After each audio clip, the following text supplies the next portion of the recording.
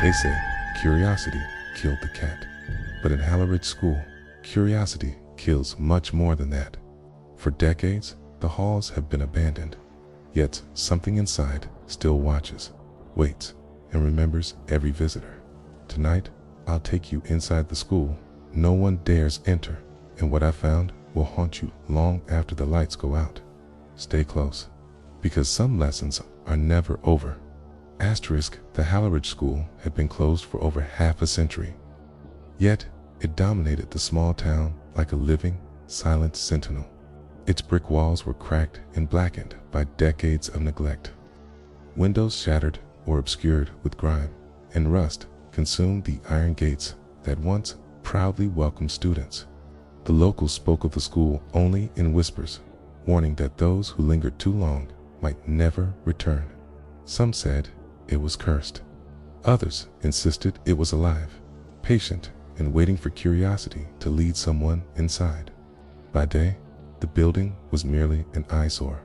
By night, it became a presence, a breathing shadow, an entity whose awareness seemed tangible. On the first approach, the air itself felt heavier. The wind whispered through the trees along the cracked pavement, carrying with it the mingled scent of mildew, decaying paper, and something metallic, faint but unmistakable. The doors ahead were chained loosely, as if inviting those brave or foolish enough to enter. A flash of lightning illuminated the crumbling facade, revealing broken windows and jagged shadows that shifted as if moving independently. Even standing outside, I could feel the weight of unseen eyes upon me, sense of being measured and assessed by a presence far older than the town itself. The moment the doors groaned open, the world fell silent. Footsteps echoed unnaturally, rebounding off walls in overlapping layers, as if others were walking with me, just out of sight. The hallways were lined with lockers, some hanging open like gaping mouths, others sealed tight, hiding secrets that decades of dust could not erase. The smell of chalk dust, mold, and age clung thickly to the air, mingling with the faint odor of rust and decay. Every shadow seemed to stretch and twitch, slipping just beyond the edge of vision. The library was the first room I explored. Sunlight no longer reached the cracked windows, and only the flashlight illuminated the cavernous space. Books sagged on shelves, weighed down by dust. The floor was littered with torn pages and broken furniture. On one table lay a diary, its cover frayed, the ink faded to brown, yet the words remained legible. They watch, they wait, we cannot leave. Faint whisper seemed to emanate from the shelves, fleeting and human, but the room was empty. I felt a presence pressing close, cold and expectant, yet when I spun around, nothing could be seen. The silence afterward was deafening.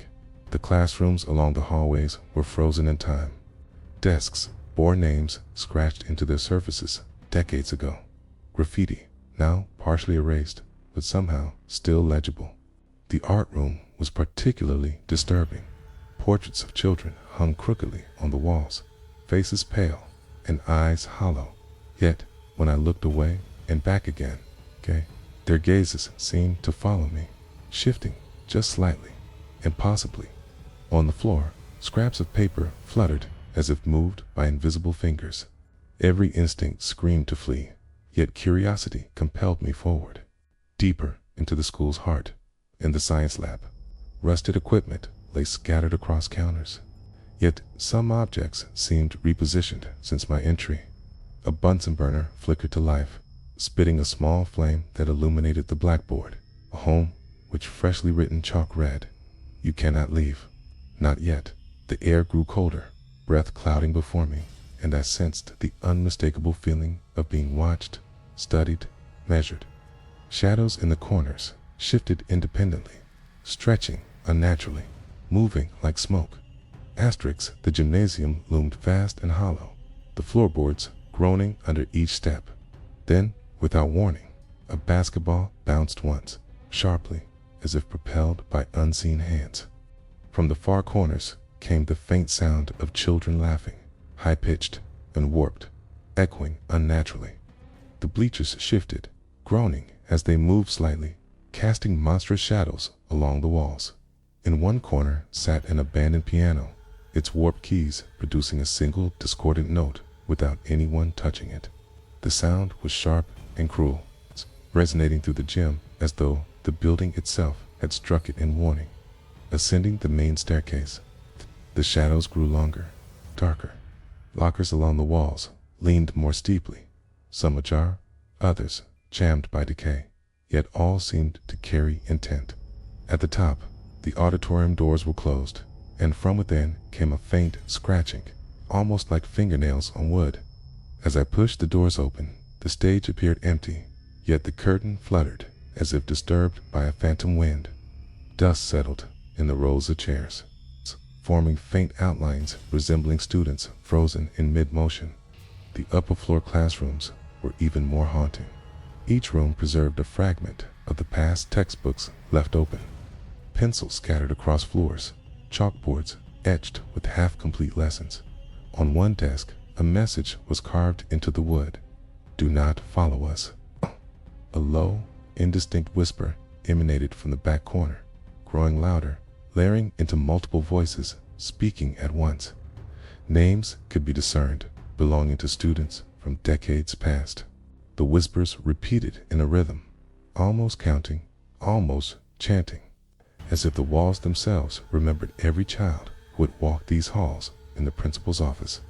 The culmination of the school's history became horrifyingly clear.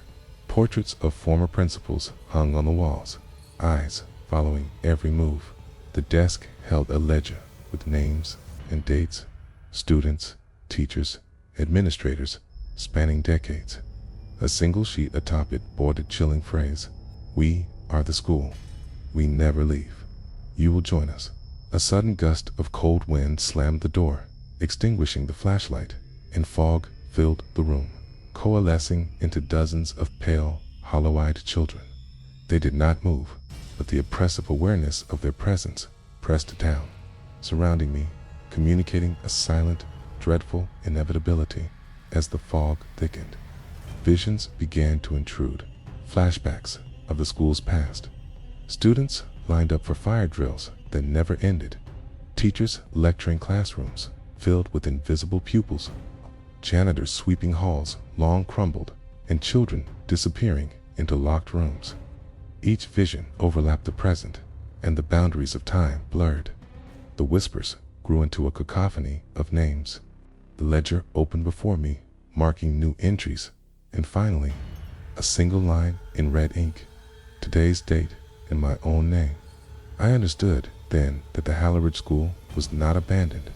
It existed beyond time, feeding on memory, attention, and presence. Each visitor became a part of its curriculum, a student in a lesson that transcended death. The walls breathed, the shadows moved, the objects shifted, and the building watched, patient, eternal. The last sensation I felt, as the fog coalesced and engulfed me, was the gentle tug of tiny hands, guiding me into a classroom frozen in time. The school had claimed another pupil. Outside, the Halleridge School waits, silent by day and alive by night. Its halls remain empty until curiosity awakens them. Its classrooms are barren until someone dares to step inside. Its shadows stretch long, reaching for those who wander too close. And if you ever pass the crumbling gates, remember, the school sees you. It always sees you. It is patient. It is eternal. And some lessons are never over. Even after leaving the crumbling halls, the memory of Halleridge School clung to me like a second skin, thick and suffocating. Every shadow in my peripheral vision seemed to stretch longer than it should, curling toward me with intent. The icy chill that had haunted the hallways seeped into my bones, a cold that refused to leave, reminding me that some presences are eternal. The whispers of children, faint, distorted, overlapping, replayed endlessly in my mind. Their voices carried through the corridors of my consciousness, a haunting chorus of lives frozen in a place that defied time. I could feel them pressing closer, patient, waiting for the moment I might falter, waiting for my curiosity to draw me back. The fog that had rolled through classrooms now haunted my dreams. Doors I had passed swung open in endless loops, revealing hollow-eyed children suspended mid-action, frozen yet aware. I could hear the soft thump of a basketball, the gentle clang of a piano key, scrape of an invisible chair, echoes of the school's persistent memory playing like a twisted lullaby. Even with my eyes closed, I could see the school's geometry bending unnaturally. Walls stretching and twisting, ceilings lowering impossibly, shadows folding in on themselves. It was alive. I realized then that it had not merely observed me, it had studied me, cataloged my every step, every hesitation, every heartbeat, preparing for the inevitable. The more I tried to separate memory from reality, the more blurred the line became. In every shadow, I glimpsed small figures moving just beyond comprehension, their faces pale, their eyes empty, yet watching. They replayed the school's past in flashes, students disappearing without a trace, teachers locked in rooms that no one entered, janitors sweeping halls long since decayed. I could see lessons paused mid-sentence, chalkboards filled with messages that had never been completed. The history of the school itself pressed against me, heavy and oppressive, as though time had gathered like a thick fog, pressing its secrets into my mind, refusing to let them go. I found myself retracing steps I thought I'd taken, imagining hallways, classrooms, and corners I had never noticed. Yet that felt familiar, like memories not my own. The gym echoed relentlessly in my mind, the empty bleachers groaning under phantom weight, the basketball bouncing in perfect rhythm, calling out in a cadence I could not resist. In the auditorium, the curtain still fluttered, the faint glow of stage lights illuminating shadows that were never entirely absent. Every object seemed imbued with purpose, chairs shifting slightly, doors whispering against their hinges, floorboards creaking beneath unseen weight. The school had become a predator, patient and deliberate, teaching lessons that no living soul could ever escape. Visions continued to flood my thoughts. I saw children standing in lines that never ended, their uniforms worn and faded, eyes hollow yet searching, awaiting something they could never reach. Teachers lectured to empty desks, their voices echoing in rooms that had long since rotted. Fires were set in classrooms, extinguished moments later, leaving only smoke and the faint memory of screams. Every tragedy, every disappearance, every flicker of fear the school had consumed replayed inside me, layering over the present, binding me to a history I could not untangle. As I attempted to convince myself it was imagination, reality resisted. I could feel fingers brushing my shoulder in empty rooms, hear faint whispers calling my name from hallways I hadn't entered. Objects moved slightly when I looked away, a pencil rolling across a desk, a book tilting on a shelf, a door closing inches from my fingertips. The cold thickened, settling like a living entity around me, and the fog inside my mind mirrored the mist I had seen curling through classrooms. It was not merely memory, it was presence. The school existed beyond my understanding, beyond time itself, and I was no longer a visitor, but a participant in its eternal lesson. I began to see names etched into walls, desks, and faded books, hundreds of them, spanning decades. And then one name appeared clearly in my mind, written freshly, unmistakably, mine. The realization hit slowly, a creeping dread that expanded with every breath. The Halleridge School did not merely exist, it claimed. It fed on the attention, the fear, the curiosity of those who entered. Every visitor left a piece of themselves, a thread in the fabric of the school's consciousness, until the building itself seemed to thrum with collected souls, stretching, waiting, patient shadows in my room, long after leaving the building, seemed to flicker with movement, bending toward corners where none should exist. I could hear faint, rhythmic footsteps in empty hallways, faint echoes of a piano key striking itself in the distance. My dreams became extensions of the school, hallways looping impossibly, classrooms shifting in size, chairs arranging themselves into patterns I could not comprehend. Children's voices called out, faint and distorted, asking questions I could not answer, waiting for me to return. Each night, the fog returned, curling through my mind, thickening, pulling me toward the place I had thought I had escaped. The memories of classrooms, hallways, the library, the gymnasium, the principal's office. Every room became a trap for thought itself. I could feel the weight of decades pressing against my skull. Whispers layering into cacophonies, shadows leaning over my shoulders in the corner of vision. Objects in my home shifted slightly, faint scratches appearing on floors, chairs, doors, subtle signs that the school's presence had extended beyond its walls. No matter where I went, I felt it watching, patient, eternal. The Halleridge School had claimed more than my curiosity. It had claimed my attention, my fear, my soul.